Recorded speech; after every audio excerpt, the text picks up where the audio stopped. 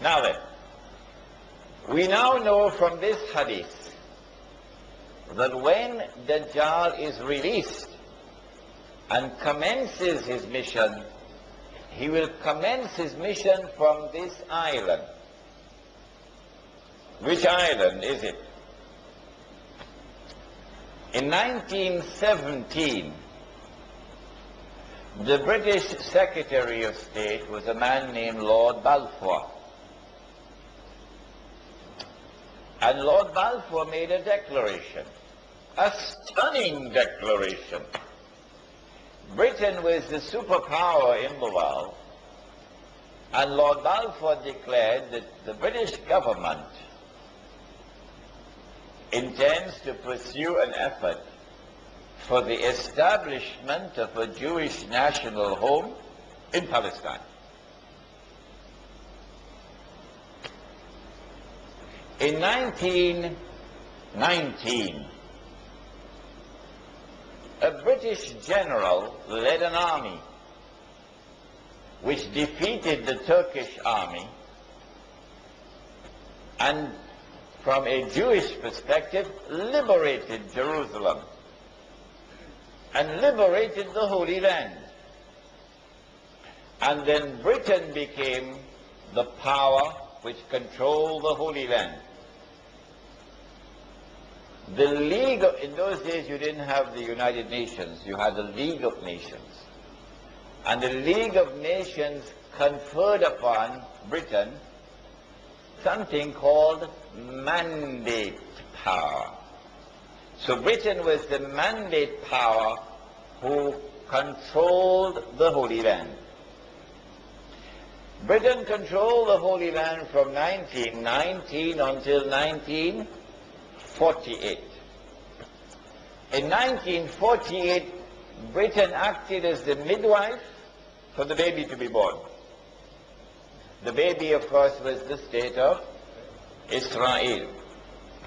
In consequence of all of this, I have come to the conclusion that the island was Britain.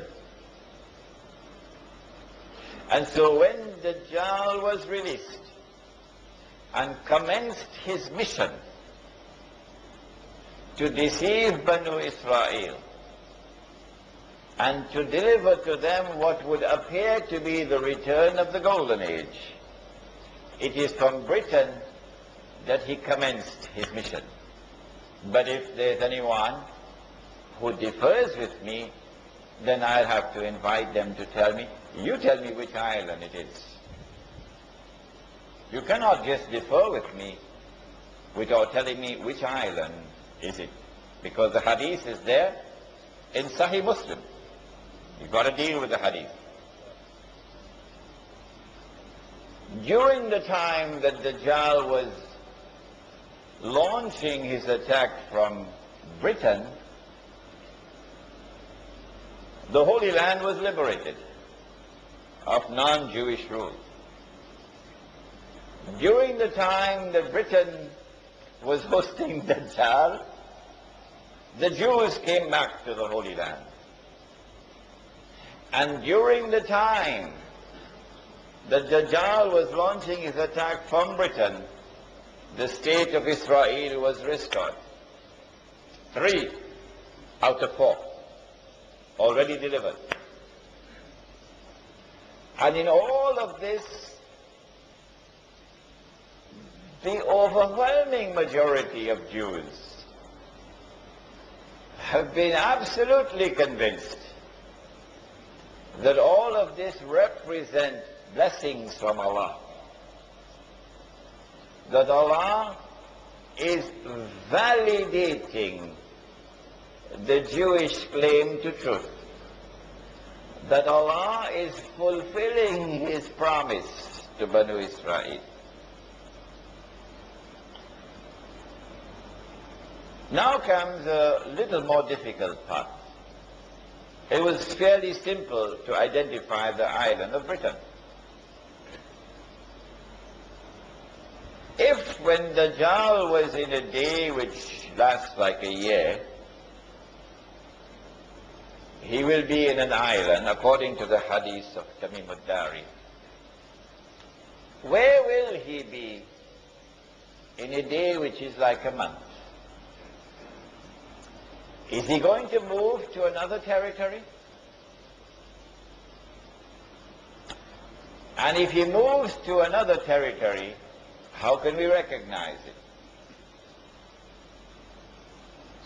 The yardstick which I use to measure whether or not the Dajjal has moved to another territory in a day which is like a month is the yardstick of the state of Israel. Who is the one who is keeping it alive? Who is the one who is conferring upon it security? Who is the one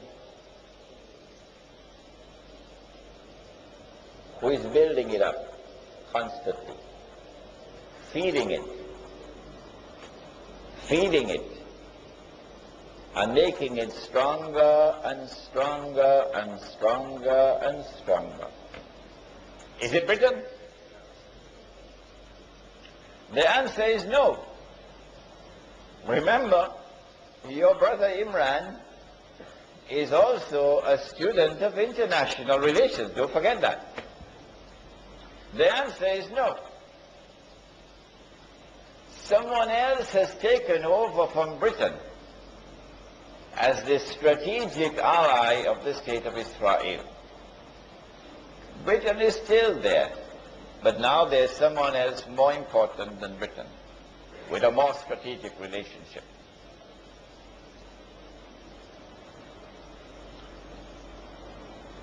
The United States of America is without any question whatsoever the most important strategic ally of the state of Israel in the world today. Without any question whatsoever. The United States of America is the country which is supporting Israel with the greatest amount of financial assistance and material assistance. The United States of America is the country which has a strategic military alliance with the state of Israel. And so, I have come to the conclusion that the Dajjal in a day which is like a month is no longer in Britain.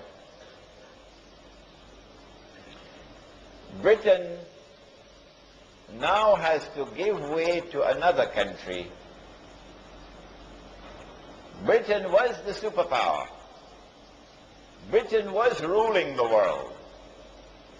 But now another country mysteriously, strangely, inexplicably takes over from Britain as the ruling power in the world and the strategic ally of the state of Israel. This is the United States of America. When did it happen? Now we're going to test your knowledge of international affairs. When did it happen? I think you would agree with me, number one, that the Second World War would be the turning point, clearly. Because in the Second World War, all the Allied troops on the continent of Europe, which were fighting Hitler, were under one command. Was it a British general? Huh? No. Who is it? General Eisenhower, an American general. And so here is tangible evidence that the United States has now taken over from Britain as a senior partner. Evidence number two. At the end of the Second World War, in 1945, the international community came together in a conference in Bretton Woods in upstate New York to create a new international monetary system. Prior to this, Britain, London, was the financial capital of the world.